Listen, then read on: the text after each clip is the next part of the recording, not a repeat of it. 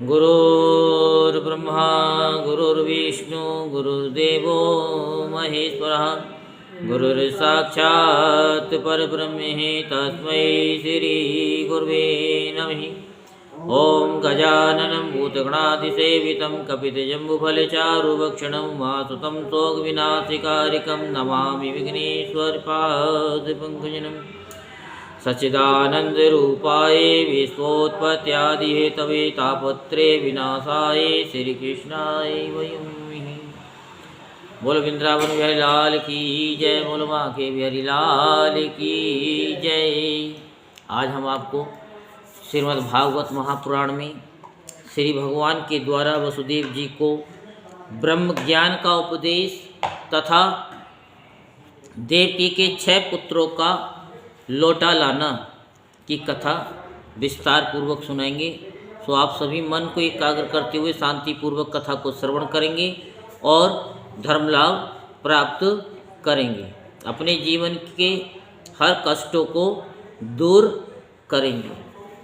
श्री सुखदेव जी कहते हैं, परीक्षित, एक दिन भगवान श्री कृष्ण और बलराम जी प्रातकालीन प्रणाम करने के लिए माता पिता के पास गए।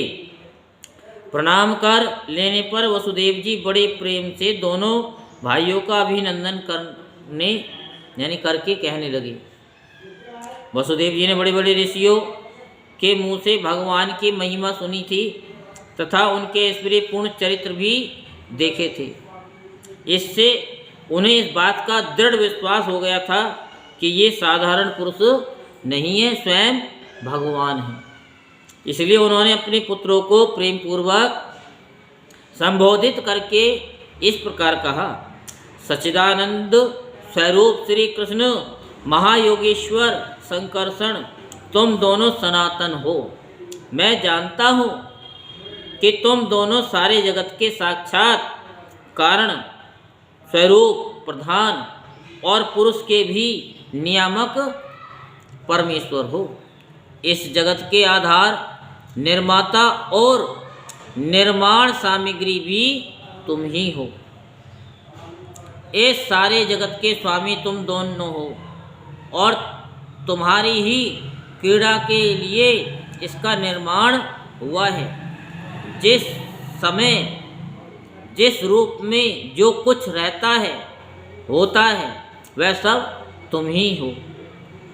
इस जगत में प्रकृति रूप से भोग्य और पुरुष रूप से भोक्ता तथा दोनों से परे दोनों के नियामक साक्षात भगवान भी तुम ही हो। इंद्रियातीत जन्म असी तत्व आदि भाव विकारों से रहित परमात्मा ने इस चित्र विचित्र जगत का तुम्ही ने निर्माण किया है और इसमें स्वयं तुमने ही आत्मा रूप में प्रवेश भी किया है। तुम प्राण, क्रिया शक्ति और जीव ज्ञान शक्ति के रूप में इसका पालन पोषण कर रहे हो। क्रिया शक्ति प्रधान प्राण आदि में जो जगत की वस्तुओं की सृष्टि करने की सामर्थ्य है वह उनकी अपनी सामर्थ्य नहीं, तुम्हारी ही है, क्योंकि वे तुम्हारे समान चेतन नहीं, अवचेतन हैं, स्वतंत्र नहीं परतंत्र हैं। अतः उन चेष्टाशील प्राण आदि में केवल चेष्टा मात्र होती है, शक्ति नहीं। शक्ति तो तुम्हारी ही है प्रभु। चंद्रमा की कांति, अग्नि का तेज, सूर्य की प्रभा, नक्षत्र और विद्युत आदि की इस पूर्ण रूप से सत्ता, पर्वतों की स्थिरता, पृथ्वी की साधारण शक्ति यानी साधारण शक्ति, रूप, वृत्ति और गंध रूप गुण, ये सब वास्तव में तुम ही हो। परमेश्वर जल में तृप्त करने, जीवन देने और शुद्ध करने की जो शक्तियाँ हैं वे तुम्हारा ही स्वरूप है। जल और उसका रस भी तुम ही हो प्रभु। इंद्रिय शक्ति, अंतःकरण की शक्ति, शरीर की शक्ति, उसका हिलना डुलना, चलना फिरना, ये सब वायु की शक्तियाँ तुम्हारी ही हैं। दिशाएं और उनके अवकाश भी तुम ही हो। आकाश और उसका आश्रयभूत स्फोट, शब्द, तन मात्रा या परावाणी, नाद, पश्यंती, ओंकार, मध्यमा तथा वर्ण, अक्षर एवं पदार्थों का अलग अलग निर्देश करने वाले पद रूप बेखरी वाणी भी तुम ही हो। इंद्रियां, इनकी विषय प्रकाशनी शक्ति और अधिष्ठात्र देवता तुम ही हो। बुद्धि की निश्चात्मिका शक्ति और जीव की विशुद्ध स्मृति भी तुम ही हो।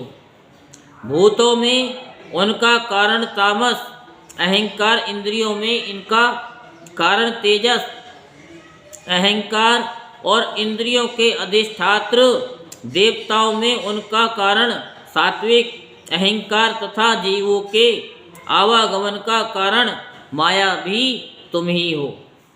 भगवान, जैसे मिट्टी और वस्तुओं के विकार, घड़ा, वृक्ष आदि में मिट्टी निरंतर वर्तमान है और वास्तव में वे कारण मृत्तिका रूप ही है, उसी प्रकार जितने भी विनाशमान पदार्थ हैं उनमें तुम कारण रूप से अविनाशी तत्व हो। वास्तव में वे सब तुम्हारे ही स्वरूप हैं। प्रभु, सत, रज, तम, ये तीनों गुण और उनकी वृत्तियाँ परिणाम महतत्वादि पर ब्रह्म परमात्मा में तुमसे योग माया के द्वारा कल्पित है। इसलिए ये जितने भी जन्म, अस्थि, वृद्धि, परिणाम आदि भाव विकार हैं वे तुमसे सर्वदा नहीं हैं। तुम यानी जब तुम इनकी कल्पना कर ली जाती है, तुम में कल्पना कर ली जाती है, तब तुम इन विकारों में अनुगत जान पड़ते हो। कल्पना की निवृत्ति हो जाने पर तो निर्विकल्प परमार्थ स्वरूप तुम रह जाते हो। ये जगत सत्व, रज, तम इन तीनों गुणों का प्रवाह है। देह, इंद्रिय, अंतःकरण, सुख दुख और राग लोभ आदि उन्हीं के कार्य हैं। इनमें जो अज्ञानी तुम्हारा सर्वात्मा सूक्ष्म स्वरूप नहीं जानते, वे अपने देह अभिमानी रूप अज्ञान के कारण ही कर्मों के फंदे में फंसकर बार बार जन्म मृत्यु के चक्कर में भटकते रहते हैं। परमेश्वर मुझे शुभ प्रारब्ध के अनुसार इंद्रिय आदि की सामर्थ्य से युक्त अत्यंत दुर्लभ मनुष्य शरीर प्राप्त हुआ, किंतु तुम्हारी माया के बस होकर मैं अपने सच्चे स्वार्थ परमार्थ से ही असावधान हो गया और मेरी सारी आयु यूं ही बीत गई। प्रभु, ये शरीर मैं हूँ और इस शरीर के संबंधी मेरे अपने हैं। इस अहंता एवं ममता रूप शनि की फांसी से तुमने इस सारे जगत को बांध रखा है। मैं जानता हूँ कि तुम दोनों मेरे पुत्र नहीं हो, संपूर्ण प्रकृति और जीवों के स्वामी हो। पृथ्वी के भारभूत राजाओं के नाश के लिए ही तुमने अवतार ग्रहण किया है। ये बात तुमने मुझसे कही भी थी, इसलिए दीन जनों के तेसी शरणागत वत्सल मैं अब तुम्हारे चरण कमलों की शरण में हूँ, क्योंकि वे ही शरणागतों के संसार भय को मिटाने वाले हैं। अब इंद्रियों की लोलुपता से भर गया यानी भर पाया, इसी के कारण मैंने मृत्यु के ग्रास इस शरीर में आत्म बुद्धि कर ली है और तुम में जो कि परमात्मा हो पुत्र बुद्धि। प्रभु, तुमने प्रसव गृह में ही हमसे कहा था कि यद्यपि मैं अजन्मा हूँ, फिर भी मैं अपनी ही बनाई हुई धर्म मर्यादा की रक्षा करने के लिए प्रत्येक युग में तुम दोनों के द्वारा अवतार ग्रहण करता हूँ। भगवान, तुम आकाश के समान अनेकों शरीर ग्रहण करते और छोड़ते रहते हो। वास्तव में तुम अनंत एक रस सत्ता हो। तुम्हारी आश्चर्यमयी शक्ति योग माया का रहस्य भला कौन जान सकता है। सब लोग तुम्हारी कीर्ति का ही गान करते रहते हैं। श्री सुखदेव जी कहते हैं, परीक्षित, वसुदेव जी के ये वचन सुनकर यदुवंश शिरोमणि भक्त वत्सल भगवान श्री कृष्ण मुस्कुराने लगे। उन्होंने विनय से झुककर मधुर वाणी से कहा, भगवान श्री कृष्ण ने कहा, पिताजी, हम तो आपके पुत्र ही हैं। हमें लक्ष्य करके आपने ये ब्रह्म ज्ञान का उपदेश किया है। हम आपकी एक एक बात युक्ति युक्त मानते हैं। पिताजी, आप लोग, मैं, भैया, बलराम जी, सारे द्वारकावासी, संपूर्ण चराचर जगत, सब के सब आपने जैसा कहा वैसे ही हैं। सबको ब्रह्म रूप ही समझना चाहिए। पिताजी, आत्मा तो एक ही है, परंतु वह अपने में ही गुणों की सृष्टि कर लेता है और गुणों के द्वारा बनाए हुए पंचभूतों में एक होने पर भी, अनेक स्वयं प्रकाश होने पर भी, दृश्य अपना स्वरूप होने पर भी, अपने से भिन्न नित्य होने पर भी, अनित्य और निर्गुण होने पर भी सगुण के रूप में प्रतीत होता है।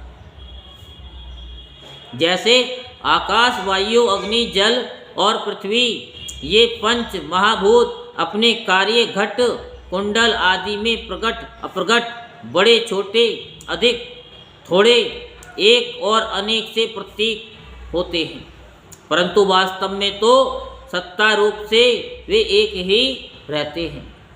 वैसे ही आत्मा में भी उपाधियों के भेद से ही नानत्व की प्रतीति होती है। इसलिए जो मैं हूँ वही सब है। इस दृष्टि से आपका कहना ठीक ही है। श्री सुखदेव जी कहते हैं, परीक्षित, भगवान श्री कृष्ण के इन वचनों को सुनकर वसुदेव जी ने नाना तत्व बुद्धि छोड़ दी। वे आनंद में मग्न होकर वाणी से मौन और मन से निसंकल्प हो गए। कुरुश्रेष्ठ, उस समय वहाँ सर्वदेव में देवकी जी भी बैठी हुई थी। वे बहुत पहले से ही ये सुंदर अत्यंत विस्मित थी कि श्री कृष्ण और बलराम जी ने अपने मरे हुए गुरुपुत्र को यमलोक से वापस ला दिया। अब उन्हें अपने उन पुत्रों की याद आ गई जिन्हें कंस ने मार डाला था। उनके स्मरण से देवकी जी का हृदय आतुर हो गया, नेत्रों से आंसू बहने लगे। उन्होंने बड़े ही करुण स्वर से श्री कृष्ण और बलराम जी को संबोधित करके कहा। देवकी जी ने कहा, लोकाभी राम राम, तुम्हारी शक्ति मन और वाणी के परे है। श्री कृष्ण, तुम योगेश्वरों के भी ईश्वर हो। मैं जानती हूँ कि तुम दोनों प्रजापतियों के भी ईश्वर आदि पुरुष नारायण हो। यह भी मुझे निश्चित रूप से मालूम है कि जिन लोगों ने काल क्रम से अपना धैर्य, संयम और सत्गुण खो दिया है तथा शास्त्र की आज्ञाओं का उल्लंघन करके जो स्वेच्छाचार पारायण हो रहे हैं, भूमि के भारभूत उन राजाओं का नाश करने के लिए ही तुम दोनों मेरे गर्भ से अवतीर्ण हुए हो। विश्वात्मने, तुम्हारे पुरुष रूप अंश से उत्पन्न हुई माया से गुणों की उत्पत्ति होती है और उनके लेश मात्र से जगत की उत्पत्ति, विकास तथा प्रलय होता है। आज मैं सर्वांतः करण से तुम्हारी शरण हो रही हूँ। मैंने सुना है कि तुम्हारे गुरु सांदीपनि के पुत्र को मरे बहुत दिन हो गए थे। उनको गुरु दक्षिणा देने के लिए उनकी आज्ञा तथा काल की प्रेरणा से तुम दोनों ने उनके पुत्र को यमपुरी से वापस ला दिया। तुम दोनों योगेश्वरों के भी ईश्वर हो, इसलिए आज मेरी भी अभिलाषा पूर्ण करो। मैं चाहती हूँ कि तुम दोनों मेरे उन पुत्रों को जिन्हें कंस ने मार डाला था ला दो, और उन्हें मैं भर आँख देख लूँ।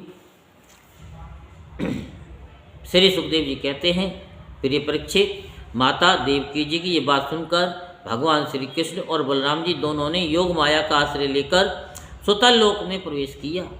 जब दैत्यराज बलि ने देखा कि जगत के आत्मा और इष्ट देव तथा मेरे परम स्वामी भगवान श्री कृष्ण और बलराम जी सुतल लोक में पधारे हैं, तब उनका हृदय उनके दर्शन के आनंद में निमग्न हो गया। उन्होंने झटपट अपने कुटुंब के साथ आसन से उठकर भगवान के चरणों में प्रणाम किया। अत्यंत आनंद से भरकर दैत्यराज बलि ने भगवान श्री कृष्ण और बलराम जी को श्रेष्ठ आसन दिया, और जब वे दोनों महापुरुष उस पर विराज गए, तब उन्होंने उनके पांव पखारकर उनका चरणोदक परिवार सहित अपने सिर पर धारण किया। परीक्षित, भगवान के चरणों का जल ब्रह्मा प्रयत्न सारे जगत को पवित्र कर देता है। इसके बाद दैत्यराज बलि ने बहुमूल्य वस्त्र, आभूषण, चंदन, तांबूल, दीपक, अमृत के समान भोजन एवं अन्य विविध सामग्रियों से उनकी पूजा की, और अपने समस्त परिवार, धन तथा शरीर आदि को उनके चरणों में समर्पित कर दिया। परीक्षित, दैत्यराज बलि बार बार भगवान के चरण कमलों को अपने वक्त स्थल और सिर पर रखने लगे। उनका हृदय प्रेम से विह्वल हो गया, नेत्रों से आनंद के आंसू बहने लगे, रोम रोम खिल उठा। अब वे गदगद स्वर से भगवान की स्तुति करने लगे। दैत्यराज बलि ने कहा, बलराम जी, आप अनंत हैं, आप इतने महान हैं कि शेष आदि सभी विग्रह आपके अंतर्भूत हैं। सच्चिदानंद स्वरूप श्री कृष्ण, आप सकल जगत के निर्माता हैं। ज्ञान योग और भक्ति योग दोनों के प्रवर्तक आप ही हैं। आप स्वयं ही पर ब्रह्म परमात्मा हैं। हम आप दोनों को बार बार नमस्कार करते हैं।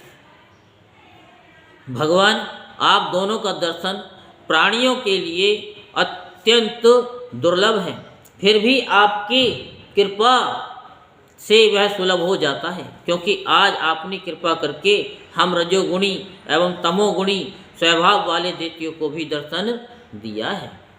प्रभु, हम और हमारे ही समान दूसरे दैत्य, दानव, गंधर्व, सिद्ध, विद्याधर, चारण, यक्ष, राक्षस, पिशाच, भूत और पर्वत नायक आदि आपका प्रेम से भजन करना तो दूर रहा, आपसे सर्वदा दृढ़ बैर भाव रखते हैं, परंतु आपका श्री विग्रह साक्षात वेद में और विशुद्ध सत्व स्वरूप है।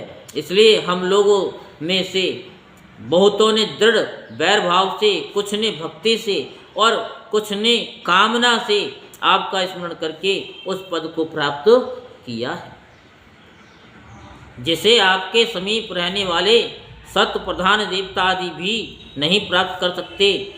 योगेश्वरों के अधीश्वर बड़े बड़े योगेश्वर भी प्राय ये बात नहीं जानते कि आपकी योग माया यह है और ऐसी है, फिर हमारी तो बात ही क्या है। इसलिए स्वामी, मुझ पर ऐसी कृपा कीजिए कि मेरी चित्त वृत्ति आपके उन चरण कमलों में लग जाए, जिसे किसी की अपेक्षा न रखने वाले परमहंस लोग ढूंढा करते हैं, और उनका आश्रय लेकर मैं उससे भिन्न इस घर गृहस्थी के अंधेरे कुएं से निकल आऊं। प्रभु, इस प्रकार आपके उन चरण कमलों की, जो सारे जगत के एकमात्र आश्रय हैं, शरण लेकर शांत हो जाऊं और अकेला ही विचरण करूं। यदि कभी किसी का संग करना ही पड़े तो सबके परम हितैषी संतों का ही। प्रभु, आप समस्त चराचर जगत के नियंता और स्वामी हैं।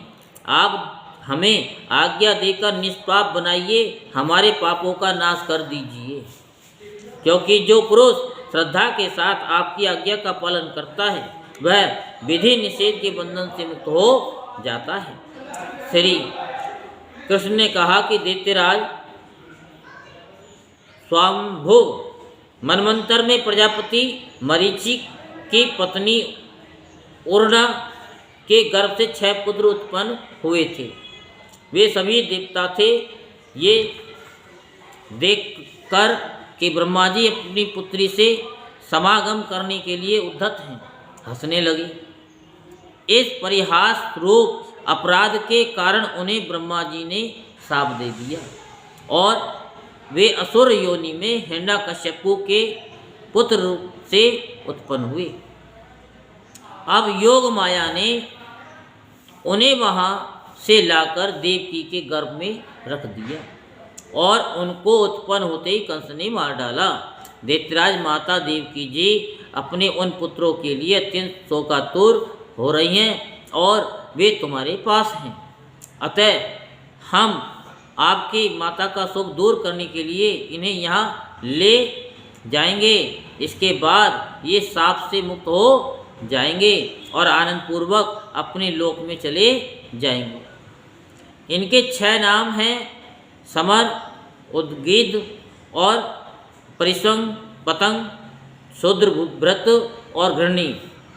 इन्हें मेरी कृपा से पुनः सद्गति प्राप्त होगी। परीक्षित, इतना कहकर भगवान श्री कृष्ण चुप हो गए। दैत्यराज बलि ने उनकी पूजा की। इसके बाद श्री कृष्ण और बलराम जी बालकों को लेकर फिर द्वारका लौट आए तथा माता देवकी को उनके पुत्र सौंप दिए। उन बालकों को देखकर देवी देवकी के हृदय में वात्सल्य सने की बाढ़ आ गई। उनके स्तनों से दूध बहने लगा। वे बार बार उन्हें गोद में लेकर छाती से लगाती और उनका सिर सूंघती। पुत्रों के स्पर्श के आनंद से सराबोर एवं आनंदित देवकी ने उनको स्तनपान कराया। वे विष्णु भगवान की उस माया से मोहित हो रही थी जिससे ये सारी सृष्टि चक्र चलता है। परीक्षित, देवकी जी के स्तनों का दूध साक्षात अमृत था। क्यों न हो, भगवान श्री कृष्ण जो उसे पी चुके थे। उन बालकों ने वही अमृत में दूध पिया। उस दूध के पीने से और भगवान श्री कृष्ण के अंगों का संस्पर्श होने से उन्हें आत्म साक्षात्कार हो गया। इसके बाद उन लोगों ने भगवान श्री कृष्ण, माता देवकी, पिता वसुदेव और बलराम जी को नमस्कार किया। तदनंतर सबके सामने ही वे देवलोक में चले गए। परीक्षित, देवी देवकी ये देखकर अत्यंत विस्मित हो गईं कि मरे हुए बालक लौट आए हैं और फिर चले भी गए। उन्होंने ऐसा निश्चय किया कि यह श्री कृष्ण का ही कोई लीला कौशल है। परीक्षित, भगवान श्री कृष्ण स्वयं परमात्मा हैं। उनकी शक्ति अनंत है। उनके ऐसे ऐसे अद्भुत चरित्र इतने हैं कि किसी प्रकार उनका पार नहीं पाया जा सकता। सूजी कहते हैं कि शौनकादि ऋषियों, भगवान श्री कृष्ण की कीर्ति अमर है और अमृत में ही है। उनका चरित्र जगत के समस्त पाप तापों को मिटाने वाला तथा भक्तजनों के कर्ण कुहारों में आनंद सुधा प्रवाहित करने वाला है। इसका वर्णन स्वयं व्यास नंदन भगवान श्री सुखदेव जी ने किया है। जो इसका श्रवण करता है अथवा दूसरों को सुनाता है, उसकी संपूर्ण चित्तवृत्ति भगवान में लग जाती है और वह उन्हीं के परम कल्याण स्वरूप धाम को प्राप्त होता है। बोल वृंदावन बिहारी लाल की जय। बोल बांके बिहारी लाल की जय। जय जय श्री राधे